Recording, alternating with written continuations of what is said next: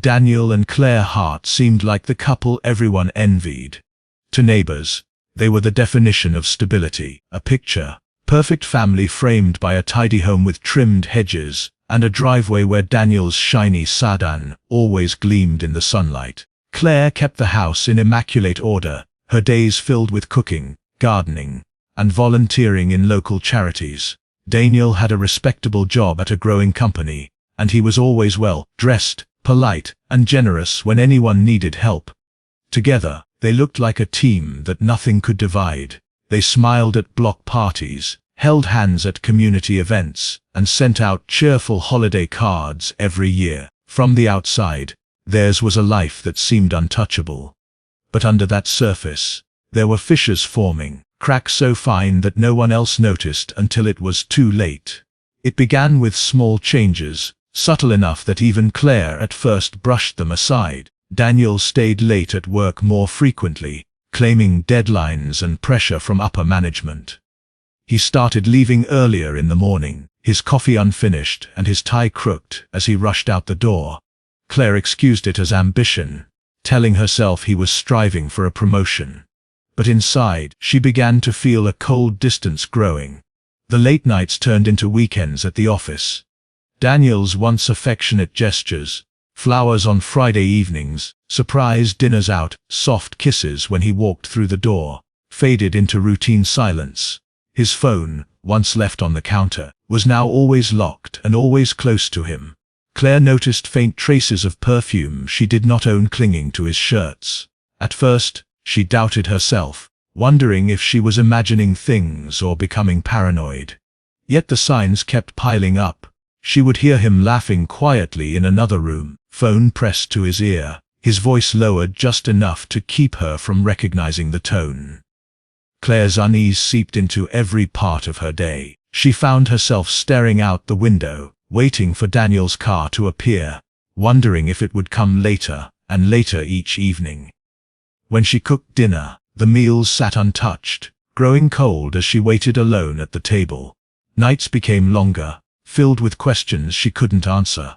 She felt isolated, trapped in a marriage that still looked flawless to the world, but felt hollow within its walls. The pressure grew heavier with each passing week. Friends continued to praise her perfect life, and that praise only deepened the sting of her loneliness. She carried the weight of secrecy, unwilling to admit to anyone that she felt abandoned in her own home. Daniel, once her partner in everything, had become a stranger. She studied his face across the room and saw a man distant, distracted, and unreachable. The tension was unspoken, but it was alive in the house. Every corner seemed to echo with silence. Every evening meal stretched into an awkward performance of normalcy. Claire sometimes tried to bridge the gap, asking about his workday, suggesting they plan a short trip, reminding him of the simple pleasures they used to share. But Daniel's responses were vague, his eyes always drifting to his phone or to some invisible thought far from her. As the weeks blurred into months, Claire realized she was living in two worlds. In the public eye, she was still the devoted wife of a hard-working man. At home, she was a ghost beside him, watching him slip further away, powerless to stop it. She didn't yet know what had changed, or who might be waiting for him when he disappeared on those long nights. But the sense of dread was undeniable. Something was unraveling in her marriage, and she could feel it dragging her closer to a breaking point she couldn't name. Daniel had always admired strength in others, and that admiration is what first drew him toward Victoria Lane. She was the kind of woman who walked into a room and instantly commanded it, not with loudness, but with a quiet authority that unsettled everyone around her. As the head of the department, she was decisive, ambitious, and unapologetically direct. Daniel, eager to climb higher in his career, felt both intimidated and fascinated by her. What started as late-night projects and guidance sessions quickly crossed a boundary he never imagined he would break. The first time it happened, Daniel told himself it was a mistake, a moment of weakness under the weight of pressure and temptation. Victoria's office became the backdrop for whispered promises and stolen moments, the blinds pulled shut against the night. He convinced himself it was temporary, that he could return home and compartmentalize what had just happened. But the truth was, once the line had been crossed, there was no going back. Victoria didn't allow her possessions, whether projects or people, to slip away so easily. Daniel began living two lives, one under the watchful eyes of his boss, and another in the fragile trust of his wife. He told himself he was in control, but Victoria's grip only tightened. What seemed like an affair built on passion soon revealed itself as a dangerous arrangement. She wanted more than affection. She wanted ownership. Daniel couldn't walk into the office without feeling her presence like a shadow behind him. She would send him messages at all hours, not caring if he was home or out with Claire. Her expectations grew, and her words turned sharper whenever he hesitated. At first, Daniel felt flattered, even thrilled by her attention. He mistook her dominance for love, convincing himself that she saw something in him no one else had. He told himself he was special, that she valued him above all her employees. But as the weeks passed, that illusion began to fade. Victoria wasn't in love with him. She was intoxicated by control. Her affection came in bursts, always followed by reminders of what she could do to his career if he ever pulled away. She knew every weakness he had, every insecurity, and she used them like weapons, keeping him close by fear as much as desire. Daniel thought he could keep his secret safely hidden from Claire. He believed he was clever enough to juggle the lies, careful enough to cover his tracks. But the cracks began to show. Missed family dinners, unexplained absences, and the constant distraction written across his face made his double life harder to disguise. When Claire's eyes lingered on him with suspicion, he brushed it off, insisting he was overworked. Yet deep down, he felt the truth creeping closer to the surface. There were moments when he imagined walking away, ending things with Victoria, and trying to salvage what was left of his marriage. But every time he thought of leaving, she would remind him of the risk. She hinted at how easily she could destroy his career, how quickly his reputation could crumble if she chose to expose him. The more he pulled away, the more aggressive she became, drawing him back with threats disguised as affection. It was no longer an affair, it was entrapment. Daniel had lost control of the story he was trying to write for himself. The late nights were no longer excuses. He was genuinely trapped in a cycle he couldn't break. Each lie told to Claire built another wall between them, and each demand from Victoria tightened the cage he had walked into willingly. He thought he was clever enough to manage both sides of his life, but what he failed to see was that the walls were closing in. And as much as he tried to deny it, he was no longer the one pulling the strings. Claire had lived with unease for months, convincing herself that maybe she was imagining things, maybe the late nights and the distant behavior were nothing more than the toll of work. But the perfume that lingered on Daniel's shirts, the way his eyes darted to his phone whenever it buzzed, and the excuses that grew thinner each time gnawed at her relentlessly. Doubt became certainty the night she decided to follow him. She had rehearsed in her head countless times what she might find, but nothing prepared her for the truth she uncovered. That evening, when Daniel claimed he had another long meeting, Claire quietly got into her car and drove at a safe distance behind his. The streets blurred past as her heart thudded in her chest, each turn of his vehicle confirming her darkest fears. She expected to see him drive to the office or perhaps meet a friend. Instead, he pulled into a sleek neighborhood, far from their usual routes, and stopped in front of a house Claire had never seen before. She waited, her palms slick with sweat, watching as he got out of the car and walked up the steps. The door opened, and standing there was a woman, elegant, sharp, and smiling. It was Victoria Lane. The sight was devastating. Daniel didn't hesitate. He entered the house as if it were second nature, the door closing behind him, sealing the truth in front of Claire's eyes. For a long time she sat frozen in her car, unable to breathe. She felt the world tilt beneath her, the betrayal cutting deeper than anything she had imagined. This wasn't just a fling, it was deliberate, repeated, and intimate enough that Daniel felt at home with another woman. Claire didn't storm up to the door or confront them. Instead, she drove away in silence, her mind spiraling into dark places. That night, she lay awake beside her husband as he returned hours later, pretending to be asleep while listening to the sound of him undressing. Every breath he took felt like a lie pressed against her ears. She knew now with absolute certainty her marriage was broken, and her husband was living a double life. In the days that followed, Claire transformed her pain into methodical calculation. She began collecting evidence, not because she doubted what she had seen, but because she wanted undeniable proof. She checked his phone whenever she could, snapping photos of suspicious messages when he left it unattended. She tracked his credit card bills and noted the restaurants, the flowers, the hotel charges he never explained. She took pictures of his car when it sat parked outside Victoria's house, documenting every detail. Piece by piece, she was building a case not for divorce, but for something more dangerous. Her anger grew with each discovery. The woman she once pitied herself for becoming, lonely, anxious, suspicious, was fading. In her place stood someone colder, sharper, driven by betrayal.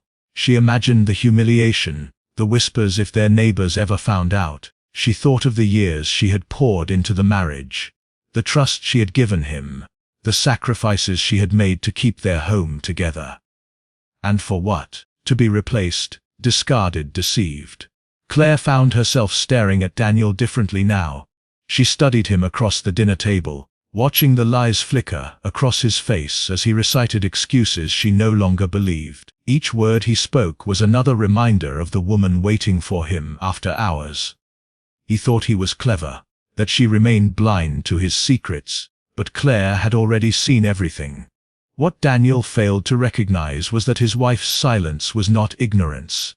It was calculation. The storm was gathering quietly inside her, fueled by rage, heartbreak, and the unbearable weight of betrayal. And while he went on believing, he still controlled the narrative. Claire was preparing for the moment when she would seize it back. She didn't yet know how far she was willing to go, but every passing night of lies pushed her closer to an edge from which there would be no return. The rain came down in steady sheets that Thursday evening, drumming against the windows of the Hart home and filling the air with a sense of unease. Inside, the house was quiet, too quiet for what was about to unfold. Claire sat at the kitchen table, the evidence she had collected spread out before her like a cruel mosaic of betrayal. Printouts of text messages, photos of Daniel's car parked in front of Victoria's house, receipts that told stories of dinners she never shared with him. Her hands were steady, though her heart beat like a war drum in her chest. She had rehearsed this moment in her mind countless times, and now the weight of months of suspicion, anger, and humiliation had solidified into a resolve she couldn't turn back from. When Daniel finally arrived, he shook off his umbrella at the door, his suit dampened by the storm outside. His expression was wary, the same mask of exhaustion he wore almost every night. He muttered something about another long day, his tie loosened, his phone tucked tightly in his pocket. But this time, Claire didn't simply nod and play along. She pushed the evidence across the table, each photograph and receipt landing like a weapon at his feet. For the first time in months, Daniel faltered. His confident mask cracked as his eyes darted across the incriminating details staring back at him. Claire's silence was heavier than any scream. The weight of what she knew filled the room, and Daniel's excuses stumbled out half-formed, meaningless in the face of undeniable truth. He tried to downplay it, to say she was misunderstanding, to twist the reality into something bearable. But the lies only fueled her rage. She had endured too many nights alone, too many empty explanations, too many signs brushed aside. The betrayal was no longer a wound. It was an infection that had spread through every part of her life, and tonight it demanded a violent release. The argument escalated with frightening speed, the storm outside echoing the storm inside. Daniel's voice rose, tinged with desperation, but Claire's anger drowned him out. The shouting turned into shoving, and the shoving turned into chaos. A wine glass shattered on the floor, its crimson contents spreading across the tiles like a grim foreshadowing.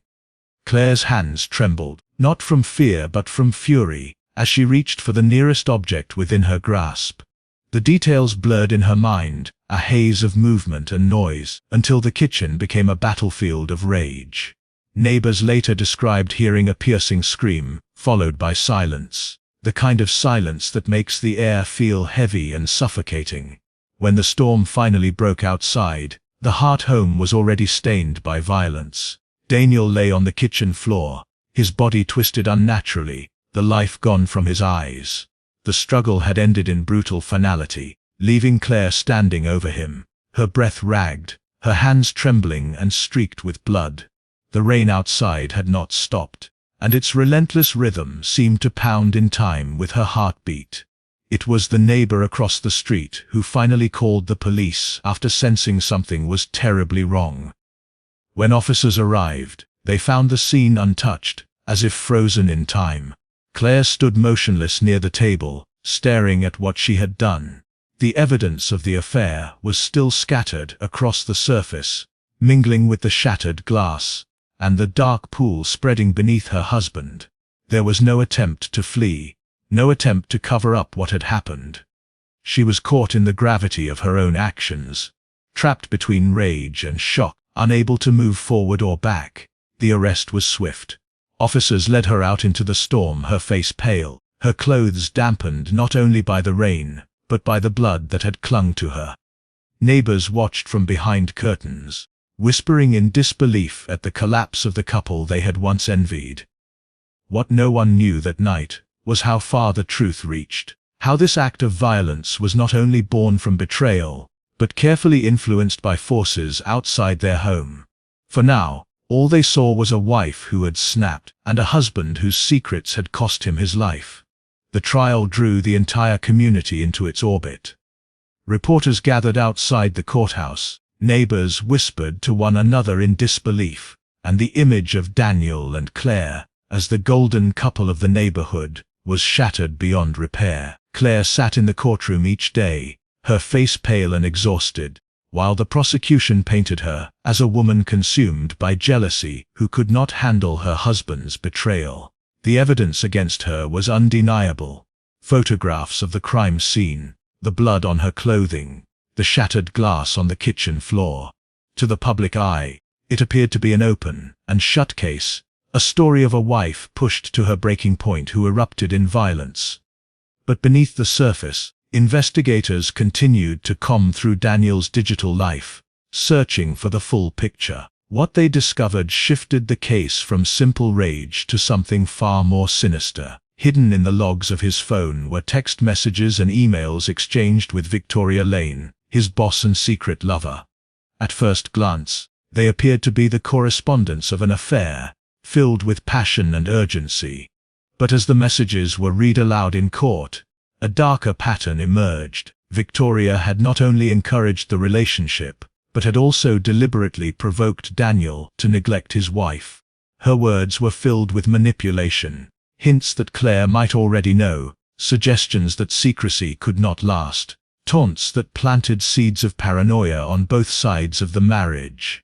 It became clear that Victoria had been orchestrating the downfall from behind the curtain. She dangled promises of career advancement in front of Daniel, only to remind him how easily she could destroy him if he resisted. At the same time, she left trails of evidence for Claire to find. Receipts placed carelessly, late, night calls timed when Claire was most likely to overhear, perfume strong enough to linger on his clothes. The affair had been real, but the exposure had been deliberate. Victoria had wanted Claire to discover the truth, and she had done everything possible to make sure that moment of discovery would be explosive. In court, Claire listened in silence as this new information came to light. For the first time since her arrest, her expression shifted from despair to something closer to stunned realization.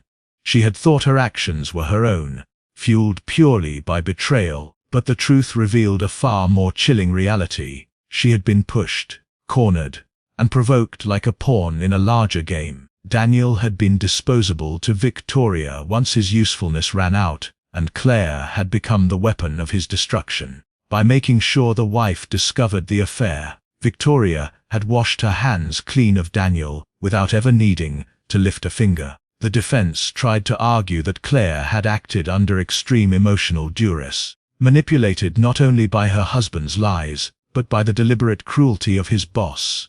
But the jury, faced with the undeniable fact of a brutal killing, could not overlook the outcome. Claire was convicted of murder, her life dismantled just as completely as her marriage. She was led away in handcuffs, the final chapter of her so-called perfect life closing in a sterile courtroom, her reputation destroyed, her freedom stripped. Victoria, meanwhile, was never charged. Her involvement was insidious but indirect, hidden beneath layers of plausible deniability. To the world, she remained the respected executive, untouchable and polished, her career unscathed by the scandal that had swallowed the Hart family whole. She had sacrificed Daniel at the peak of his usefulness, and rid herself of the complications he carried, all while letting Claire take the fall. It was the kind of cold calculation that revealed not just a woman protecting her power, but someone who thrived on manipulation as an art form. In the end, the case became a grim reminder of how appearances deceive. What seemed at first like a wife's act of uncontrollable jealousy was, in reality, the final move in a deadly game played by someone who never dirtied her hands.